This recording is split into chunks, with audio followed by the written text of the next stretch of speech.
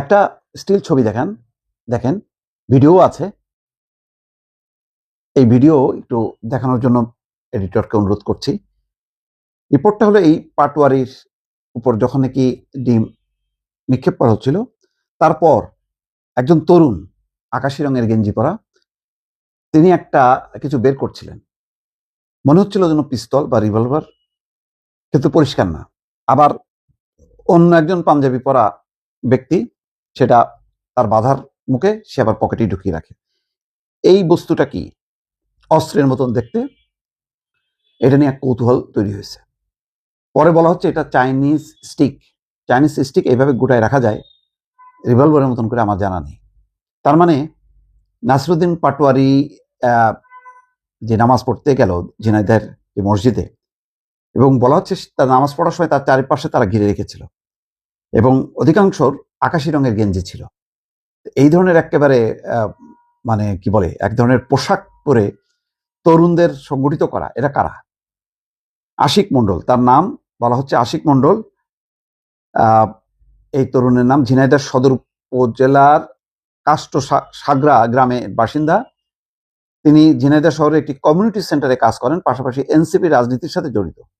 ছাত্র দলের দাবি আগ্নেয়াস্ত্র বের করা ওই তরুণ গুপ্ত সংগঠনের সঙ্গে জড়িত। তবে এনসিপি বলছে আকাশি রঙের গেঞ্জি পরা তরুণ এনসিপির স্বেচ্ছাসেবক।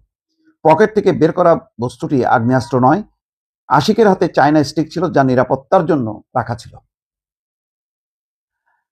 শুক্রবার মসজিদে যখন নাকি ঝিনাইদহ শহরের পুরাতন কালেক্টরেট জামে মসজিদে জুমার নামাজ পড়ার সময় ওই নেতা কর্মীদের নিয়ে বের হচ্ছিল।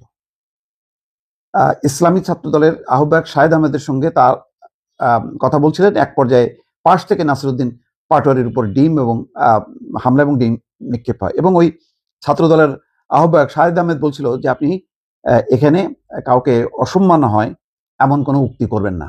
তার মানে দেখেন, নাসিরুদ্দিন পাটোয়ারি মানেই তিনি হচ্ছে অসম্মান করবেন, অশ্রদ্ধা করবেন সিনিয়র নেতাদেরকে। এটা মোটামুটি ট্যাগ, এটা প্রতিষ্ঠিত হয়ে গেছে। সেই কারণে তাকে আগেই হুঁশিয়ার করছে, কারণ এখানে উত্তেজনা হইতে পারে, সে নিবৃত্ত করার হয়তো চেষ্টা করছে। কিন্তু ক্ষুব্ধ কেউ একজন ডিম ছুড়ে মারে, তারপরেই হট্টগোল বাঁধে।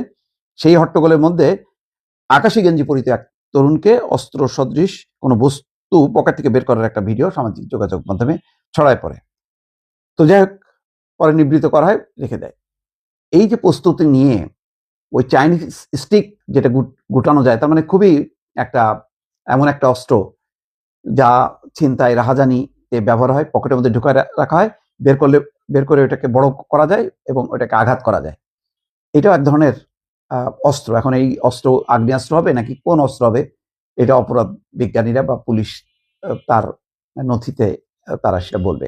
কিন্তু আমার কথা হলো, এটা তো বোঝাই যাচ্ছে তাহলে এইভাবে মানে প্রস্তুতি নিয়ে, মানে হয় আক্রমণ করা এবং আক্রান্ত হলে প্রতিহত করার এই ধরনের প্রস্তুতি নিয়ে নামাজ পড়তে আসা এবং আকাশি রঙের গেঞ্জি, এরা কারা? এই তদন্তটা দরকার, যে তার চারপাশে যারা ছিল এরা কি সত্যি সত্যি রাজনৈতিক কর্মী, নাকি এদেরকে ট্রেন করা হয়েছে?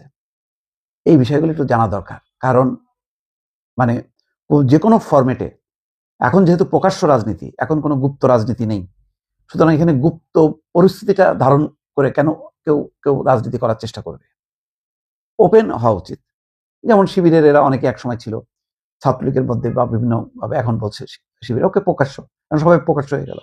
এনসিপির যারা, তারাও কেন তাদেরকে উদ্দেশ্য করে কেন বলবে যে এরা হচ্ছে গুপ্ত শিবির, যে এনসিপির ভেতরে লোকে আছে বা যেখানেই যাচ্ছে সেখানেই শিবিরের নেতা কর্মীরা তাদেরকে প্রোটেকশন দিচ্ছে? এই পলিটিক্সটা কেন হবে? এটা হলো আমার প্রশ্ন। আর কথা হলো যে এই ধরনের আরো কত অস্ত্র নিয়ে তারা ছিল, এটাও কিন্তু দেখার বিষয়। যে একটা ডিম মারলো আর সাথে সাথে আমি ওই চাইনিজ স্টিক ব্যবহার করি বা অস্ত্র ব্যবহার করি, এটা কেন করব? এই বিষয়গুলো তদন্ত করা উচিত।